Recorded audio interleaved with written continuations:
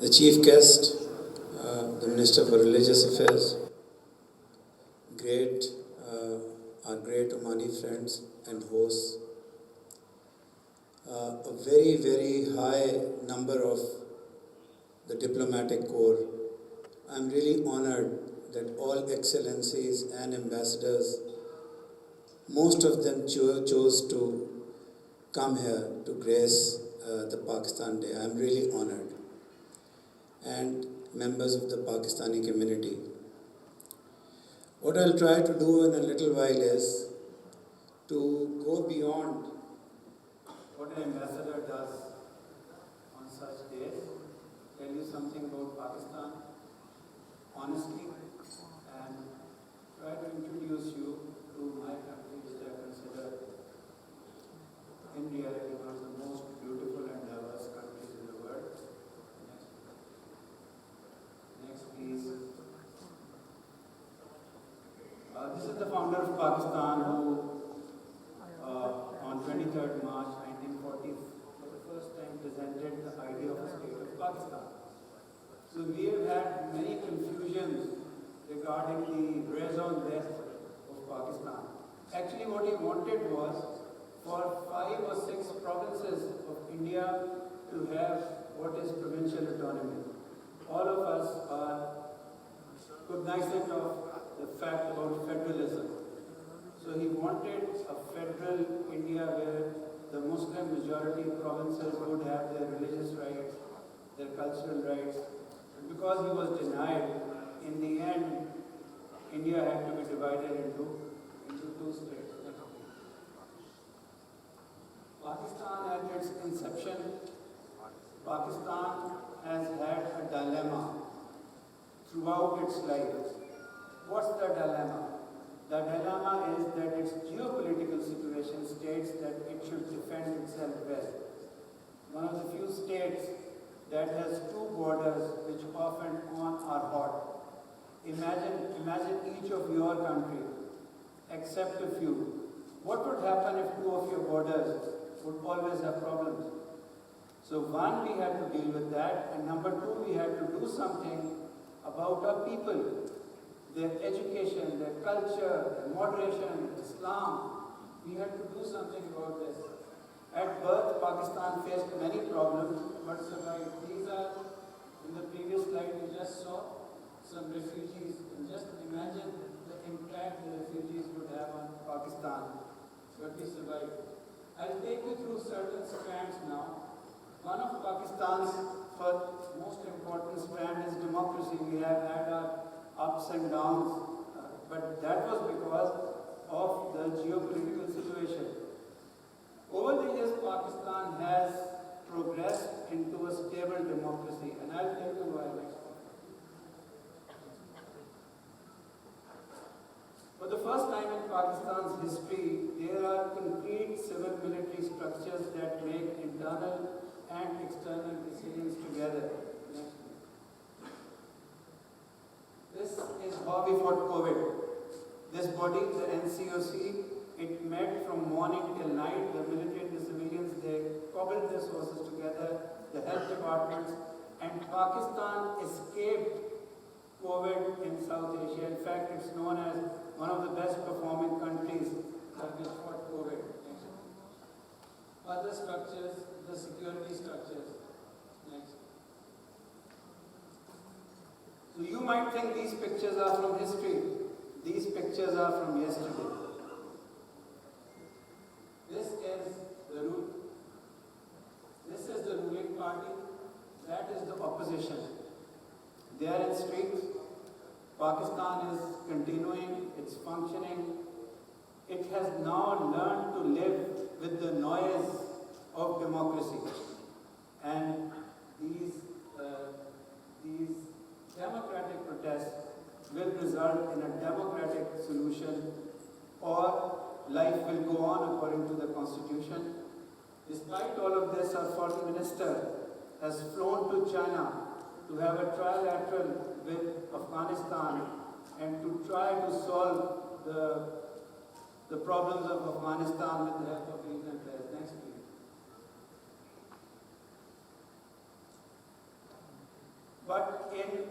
political discourse, one thing which we did not discuss was our eastern neighbor, or a religion, or a class, or to oppose anybody.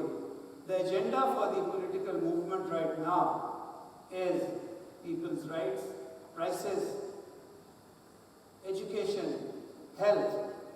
The same agenda that you see, excellencies, from your own countries. So things we like, This is from history. The only state in the world that restored its superior judiciary through a lawyers' movement. It has never happened in the world. It will never happen again in the world. So beneath the strategic names given to Pakistan and other things, there's a strong democratic content that you can only ignore it if you don't know my country. We are a very strong federation. We were not so in our history. We had problems of autonomy in provinces, as maybe I think, Excellency, the ambassador from the US is here. A great country such as the US, and I think from Germany, to Spain, France, federations are not easy to create, especially if you have a twin border situation. So over the years, now for the first time, we have given more finances to the provinces, less to the center. And our central government nowadays says, why have you given so much to the provinces? But with that one stroke, a legislative amendment in 2010, Pakistan's problems of federalism have been solved. And this, even the UN recognizes the 18th Amendment. Next. Let's go to our economy. We are looking at the Chinese-Pakistan economic corridor as a means to open ourselves, our neighbors, not only the Chinese, yes, the Chinese, our other neighbors and the region with greater connectivity, but we also want infrastructure like dams, like roads, and we are getting them, and we are very hopeful that this would benefit Pakistan. We are building many dams under CPEC to reduce our water shortage. This is our middle class. Amongst all the hoopla about Afghanistan, about the region, and current volatility of the world, the Pakistani middle class has been rising. The multinational companies that have recognized it, and those who have invested in Pakistan, are reaping rich profits. So that's a sign of happiness for my country. Next. Let's go to our women. I think Pakistan is one of the most woman-empowered states, not only in the Islamic world, it would come at the top in the world. I'll tell you why.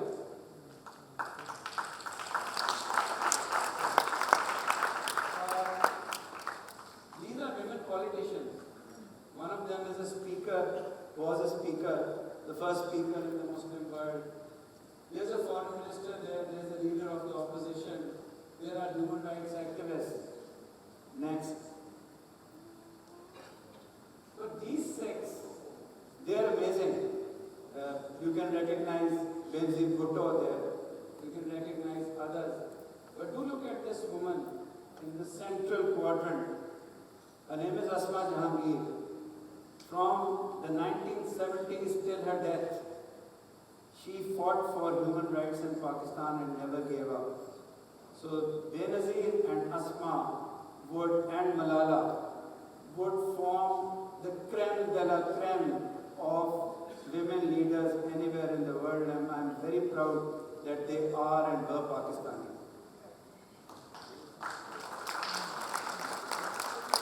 The civil service of Pakistan has increasingly started having more women than men. Men are going to be outnumbered very soon.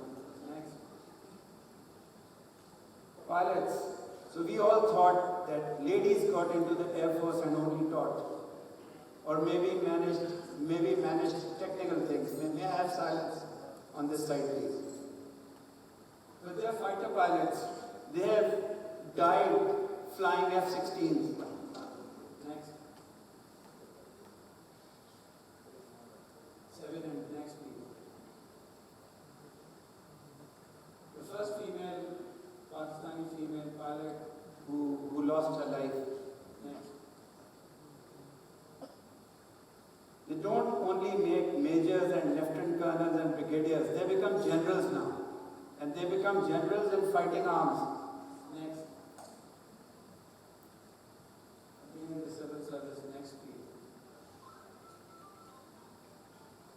Our cricket team, one of our swimmers, which all get lost in the narrative. Next. Our women's hockey team. Next. A new problem has arisen in Pakistan. There are numerically now more female doctors than male doctors.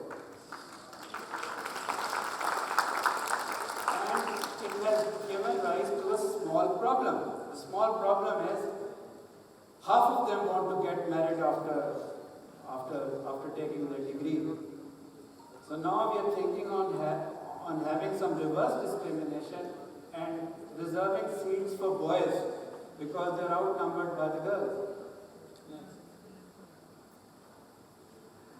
I think probably, I don't know about the developed countries. I've served in many, but I think this is one instance of a country where the Surgeon General of Pakistan is generally guarded. And I don't think I've seen any examples where it's actually not correct. Next please. We are very hospitable. Those of you who haven't gone to Pakistan, when they'll go to Pakistan, they'll come back changed. Let's see why. Next. Let's see this clip. He said it's for you, gift. Yeah, what's happening? I was just given a gift of these traditional Pakistani shoes. Thank you so much. When I arrived in Pakistan, I went to the ATM and took out 28,000 rupees, or $200. I'm on day 8 so far, and my wallet is still full. This is not the case by choice. The hospitality in Pakistan is so amazing that they won't let me pay for anything. I'm not only talking about my friends who have been taking me around the country. I'm talking about random street vendors and people I meet, especially here in Peshawar. Thank you. Thank you. We're here on the street. So, Is underway in Pakistan's capital, Islamabad. Discussions include combating Islamophobia. let's go on with the presentation first. So Islam in Pakistan. Islam has a certain place in the streets of Pakistan. True. In the hearts of Pakistanis, true. But over time, we have recognized the reformative and the positive aspect of Islam. We had the 48th ICFM just now. Let's see what it was. Next, please. So in December, we all met and we decided to tell everybody in the world that unless you give food aid, unless you give money to Afghanistan, you're going to put Afghanistan in chaos. Next. Under Secretary Hathi, our designated guest, attending the OIC FM, I think 2 days ago. Next. The Grand Mufti receiving Sitara Imtiaz from Pakistan.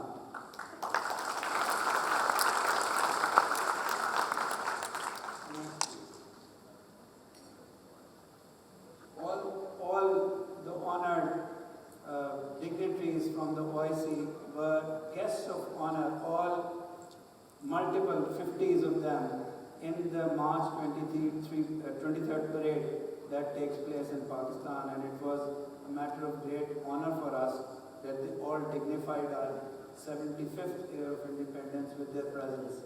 Next week. Were we only there celebrating Islam? We were not. The Chinese foreign minister was there to talk to Islamic foreign minister. So was a US envoy, both dignified. What was Pakistan doing there?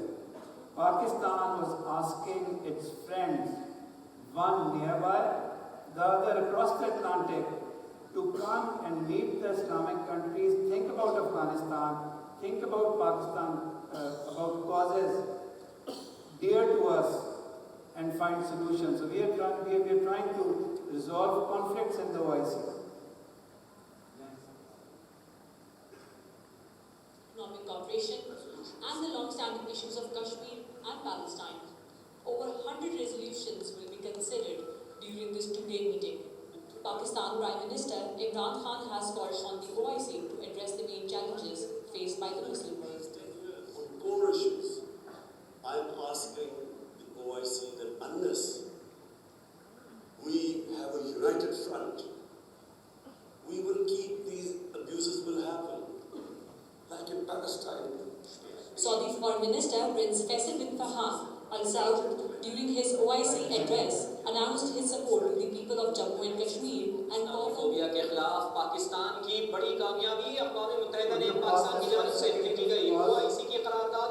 So Pakistan had been working in the United Nations for a day against Islamophobia because recently there have been attacks, the cartoons, the violence, and thank you all of you that all of you supported us this time, and with Pakistan's efforts, March 15th is going to be a day against Islamophobia or against thoughts and violence against Islam. Thank you very much.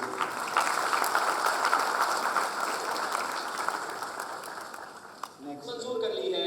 करारदाद में 15 मार्च को Islamophobia. The women are very strong. Could you I pause for a feel give second? them time and they will assert them. So, I don't want to gloat. And Pakistan has not always been right in foreign policy. But having served now, having had play here, I think we were right on Afghanistan all along. We said you cannot browbeat a majority of Afghans and impose a government of foreign liking on them. Privately, we told our friends in the Western world that this Afghan army is not going to last a day. We were called fools. And when the time came, the world now recognizes that we were right. We could have not spent trillions of dollars on a futile cause. The Prime Minister is still telling us something. Let's see what he's saying now, lest we forget it later on. Yes. Right. How much time? Years? A year? 2 years? 3 years? At the moment, but at the moment, John, it's just too early to say anything. Because it's just barely been a month. After 20 years of civil war, they have come back into power. Our biggest worry is that this will, a huge humanitarian crisis, and that would immediately lead to a refugee problem. Secondly, if they do not have an inclusive government, and gradually it descends into a civil war, which if they do not include all the factions, sooner or later they will have again a sort of a civil war. That too will impact Pakistan. It will be an unstable, a chaotic Afghanistan, ideal place for terrorists, because if there's no control or if there's fighting going on, and that is our worry. So, terrorism from Afghan soil, and secondly, if there's a humanitarian crisis or a civil war, a refugee issue for us.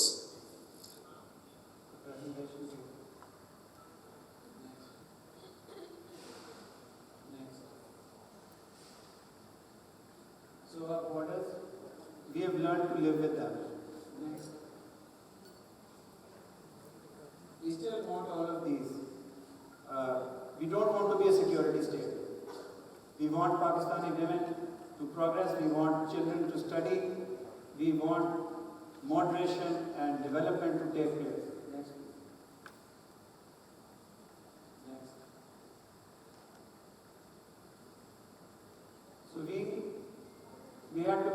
here to save ourselves.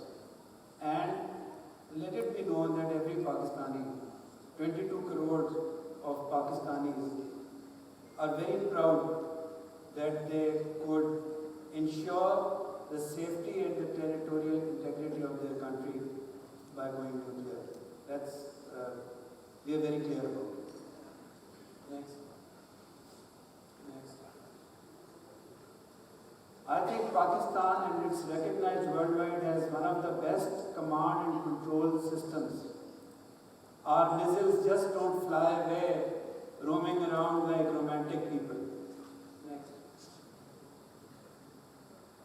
We faced the last invasion of our territorial integrity about 2 years ago. It was February, and 2 days later we responded with care, just shooting down the planes that were about to come again and not hitting targets that could lead to war, and we returned the pilot the next day. So please, the world must be clear that we do value our sovereignty and our independence. Next. Next. We can't ignore this. Next. Next. There are women who are in the streets. Next.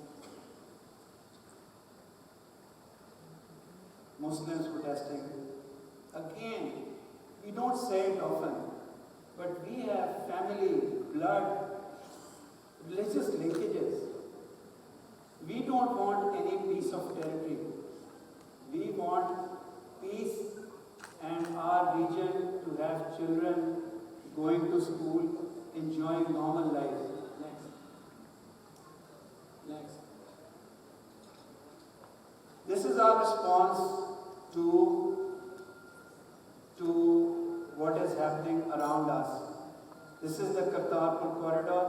It's more beautiful than many mosques in Pakistan. It's for the Sikh community and for Sikhs all over the world. Whenever they come there in Kartarpur, they cry. They cry in gratitude towards Pakistan. I'll just show you 30 seconds of what they do. Yes. ਕਿ ਤੁਸੀਂ ਜਾ ਰਹੇ ਹੋ ਇੱਥੋਂ ਤੇ ਕਿਹਦਾ ਤੁਹਾਡਾ ਜਜ਼ਬਾਤ ਕੀ ਹੈ ਤੁਹਾਡੇ ਜਾਂਦੇ ਹੋਏ ਜਿਸ ਤਰ੍ਹਾਂ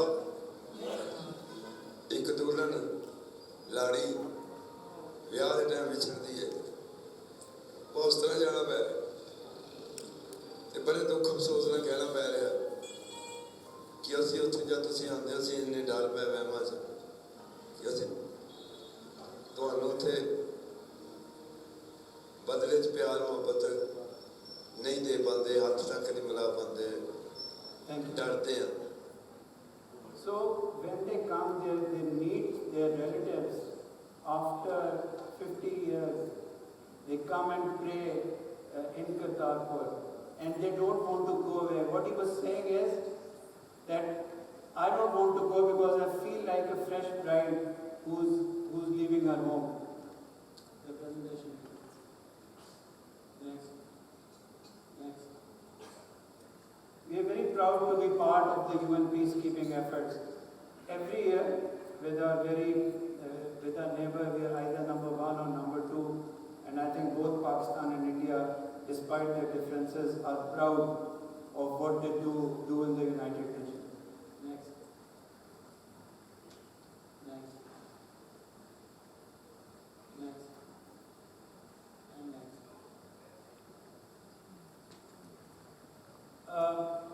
We have not been very good in defending our narrative, next please. But as luck would have it, independent people with conscience have written books in support of the creation of Pakistan, the progress of Pakistan. This is one of the brightest foreign ministers of India. He wrote about Jinnah. Next. These are all Indian books saying that the creation of Pakistan was right and that we did not give enough rights. Next. Again, one of the founding members who crossed the border, he said, my book, 30 pages of my book should be sealed for 30 years. Next. Next. So this was when the Soviets left Afghanistan. They crossed the bridge. The world lost interest in Pakistan. But Pakistan, the Mujahideen, had been supported by the West. We fought the first frontier for you, for the Islamic world, for us, for the Western world. The day the Soviets left, we were sanctioned.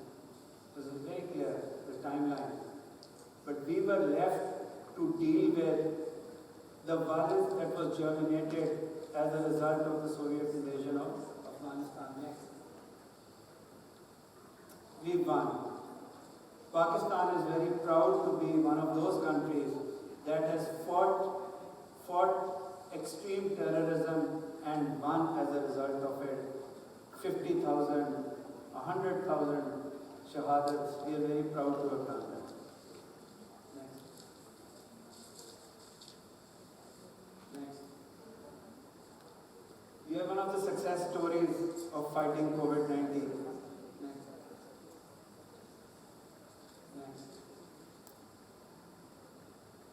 Again, we're very happy we've done this. It's always open. Next week. In the World Happiness Index, Pakistan is one of the happiest nations in the world, and right behind you is the Pakistani community, and it's a happy community.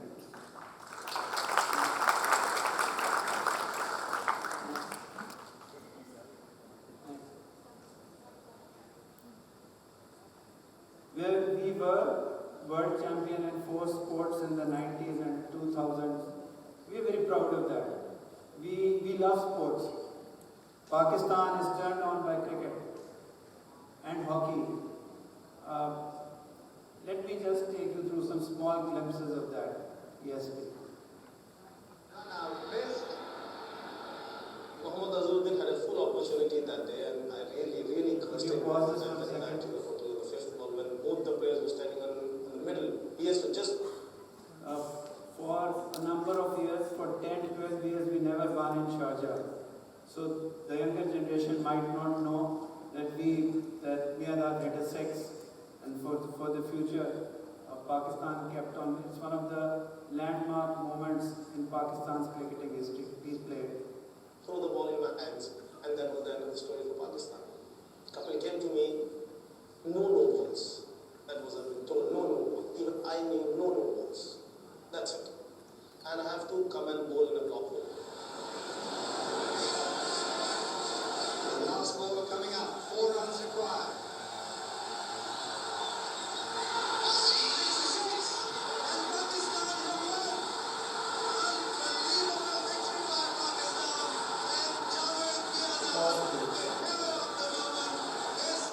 In fighting with Corner Tiger. Next, please. Let's go to the music. A few other bowlers like Akib Javed will take over and do the job for us. Please pause it for a second. We go back to the 9th. They say all Pakistanis were very shocked with Shane Warne's death. It was mourned in Australia and Rodney Marsh's death, but it was mourned in every street of Pakistan. But here are, in the end, are just two deliveries that changed Pakistan's cricketing fate. Pause it, please. So these were just glimpses, some systemic things. I wanted to show you Pakistan's music. So Pakistan does not have a single identity. Pakistan has multiple identities. It has multiple challenges, but multiple successes also. Never consider Pakistan monolithic. Pakistan is polyglottic. It has many faces, many beautiful faces. If you visit it and study about it, then you will probably fall in love with my country. Thank you very much.